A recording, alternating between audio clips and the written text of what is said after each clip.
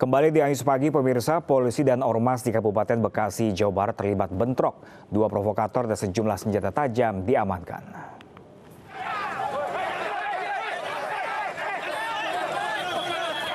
Kericuan terjadi saat aparat Polres Metro Bekasi mencegah anggota ormas yang hendak menutup jalan di kawasan Tambun, Bekasi, Jawa Barat.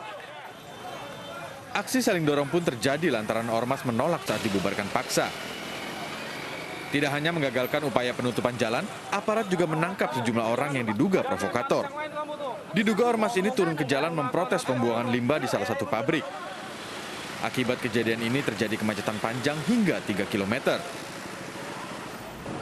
Kami lakukan penertiban, kemudian kita lakukan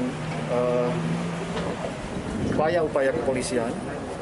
Jadi kita lakukan penggeledahan, kita lakukan pembubaran, kita lakukan juga penyitaan. Ada 2 orang yang kita amankan karena membawa senjata tajam. Bahkan ada salah satu yang diacung-acungkan. Usai ditertibkan petugas, massa membubarkan diri. Sementara 2 provokator dan sejumlah barang bukti dibawa ke Mapolres Metro Bekasi untuk pemeriksaan lebih lanjut. Dari Kabupaten Bekasi, Jawa Barat, Didit Junaidi, iNews melaporkan. Berniat ingin melerai debat penagih utang dengan pemotor yang kendaraannya akan ditarik, pasangan suami istri justru didorong sang penagih utang. Insiden tersebut viral di media sosial.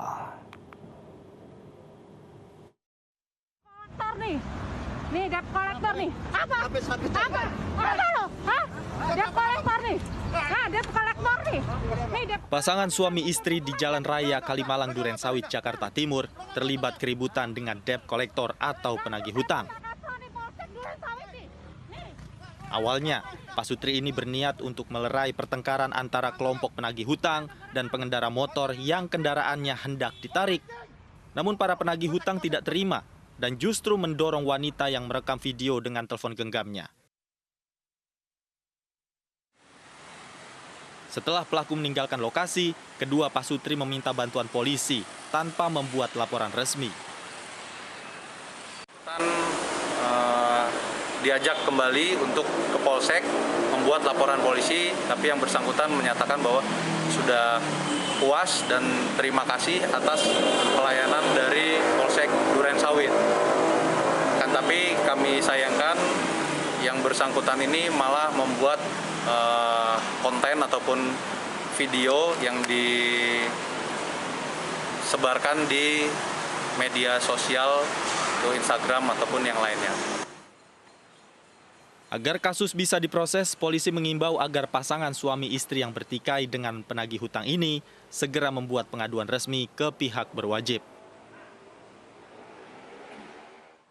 Dari Jakarta, Rio Manik, iNews melaporkan. Polisi meringkus ibu muda yang tengah hamil, pelaku penggelapan dengan modus arisan online. Pelaku menipu ratusan orang di Jambi dengan kerugian mencapai 5 miliar lebih.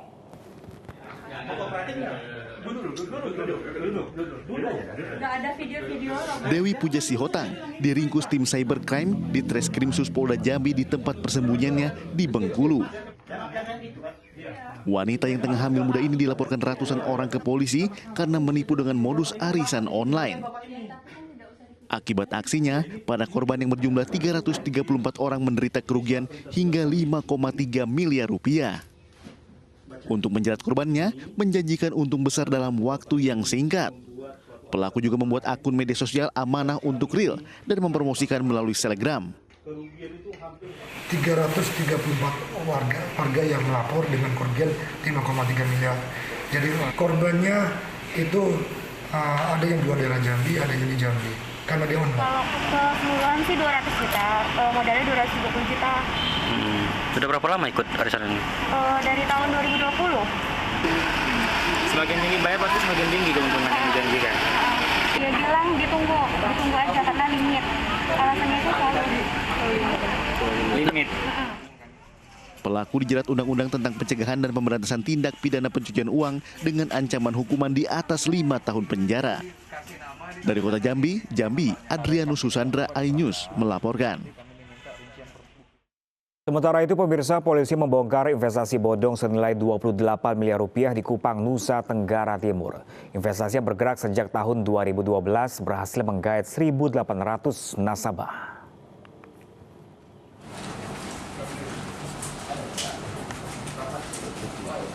Muhammad Badrun, pimpinan perusahaan PT Asia Dinasti Sejahtera, ditangkap dan ditetapkan sebagai tersangka dalam kasus kejahatan perbankan investasi bodong.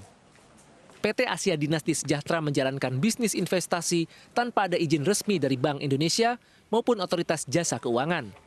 Sebanyak 1.800 nasabah telah berinvestasi sejak tahun 2012 silam dengan total uang sebanyak 28 miliar rupiah.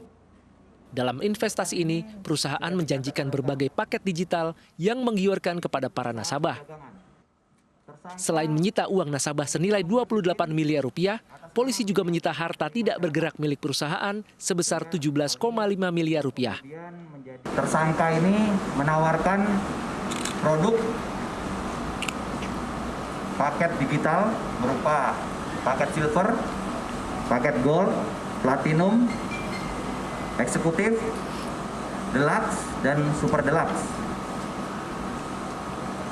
Selama kegiatan itu yang bersangkutan tidak memiliki izin. Akibat perbuatannya, tersangka Muhammad Badrun terancam hukuman maksimum 15 tahun penjara. Dari Kupang, Nusa Tenggara Timur, Eman Suni, iNews melaporkan. Kita beralih ke informasi selanjutnya, pemirsa. Aksi 3 saudara kandung pengidap kondisi langka Treacher-Collins Syndrome viral di media sosial. Warganet mendukung keberanian kakak adik ini yang tetap percaya diri meski memiliki kelainan tulang pipi.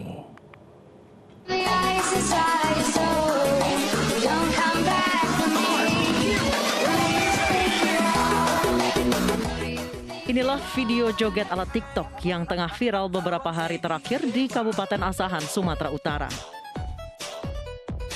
Video yang diunggah @suryamanurun9 ini memperlihatkan kekompakan 3 kakak beradik yang mengidap penyakit langka, Treacher-Collins Syndrome. Video mereka viral dan telah ditonton lebih dari 6 juta kali. Pengikut mereka di TikTok pun naik drastis hingga lebih dari 100.000 orang. Nggak bisa tidur aku bang, malam minggu itu kan viralnya malam minggu, sampai ke pagi nggak bisa tidur aku. Kena nengok HP tiba-tiba 1 menit, pengikutnya udah followersnya udah hampir 500 1 menit. Nah jadi asik itu wajib buka asik itu sampai nggak tidur sampai pagi. Berarti awalnya iseng-iseng ya bang? Iseng-iseng. 3 saudara kandung ini menderita Treacher-Collins Syndrome atau kelainan genetik yang mempengaruhi bentuk wajah. Meski mengidap kelainan yang terbilang langka, mereka tetap bisa menjalani kehidupan normal bersama sang ayah di Kelurahan Mutiara, Asahan, Sumatera Utara. Kepala lingkungan setempat menyebut Surya dan saudara kandungnya hidup mandiri serta berperilaku baik dan ramah. Surya yang bekerja sebagai buruh juga menjadi tulang punggung keluarga untuk memenuhi kebutuhan mereka sehari-hari. Walaupun ada kekurangan, mereka tidak minder. Dan mereka semua mandiri. Di situ saya salut dengan melihat mereka ini. Semua mandiri, tidak mengharapkan dari orang lain. Surya berharap viralnya video keluarganya mampu memperbaiki perekonomian keluarga dan menghibur orang lain. Surya dan kedua saudaranya juga berharap agar penderita Treacher-Collins Syndrome tidak malu dengan kelainan yang dimiliki dan tetap semangat menjalani hidup.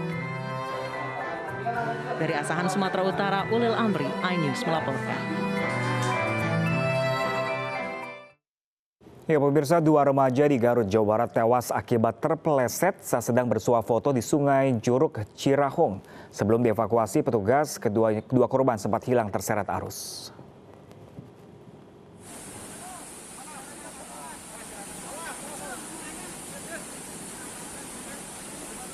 Dua remaja asal Bandung tewas saat berwisata ke Sungai Curug Cirahong, Garut, Jawa Barat.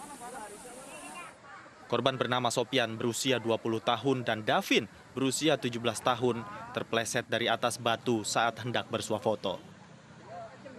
Saat kejadian, Davin terpeleset dan ditolong Sopian, namun keduanya malah terjatuh dan tenggelam.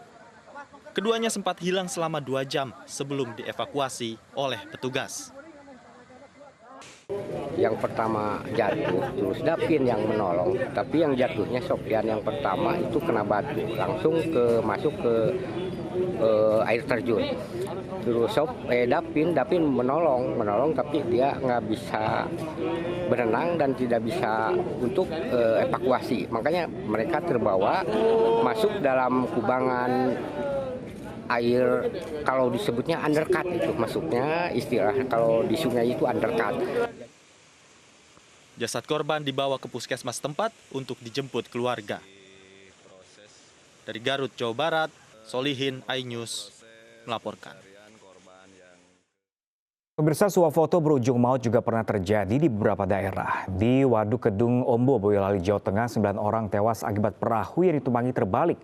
Sementara di Sawalunto, Sumatera Barat, 5 orang tewas setelah dermaga tempat swafoto ambruk.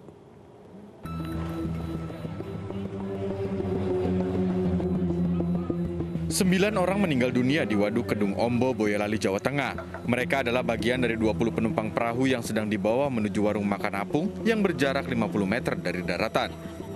Namun saat mendekati tujuan, seorang penumpang berjalan ke depan kapal untuk swafoto yang menyebabkan perahu oleng dan terbalik. Tim SAR gabungan sempat kesulitan mencari korban yang tenggelam. Setelah beberapa hari mencari, akhirnya seluruh korban perahu wisata berhasil ditemukan. Sementara itu di objek wisata Danau Tandike, Sawalunto, Sumatera Barat, 5 wisatawan tewas setelah dermaga yang menjadi tempat swafoto ambruk. Kelima korban satu keluarga yang merupakan warga kota Sawalunto. Selain 5 orang tewas, 3 orang berhasil selamat namun terluka. Sebelum ambruk, tempat ini memang menjadi tempat swafoto yang menarik bagi wisatawan. Jalanan dermaga terbuat dari papan-papan dan terdapat tempat berdiri yang dibuat dari beton. Tim Liputan iNews melaporkan.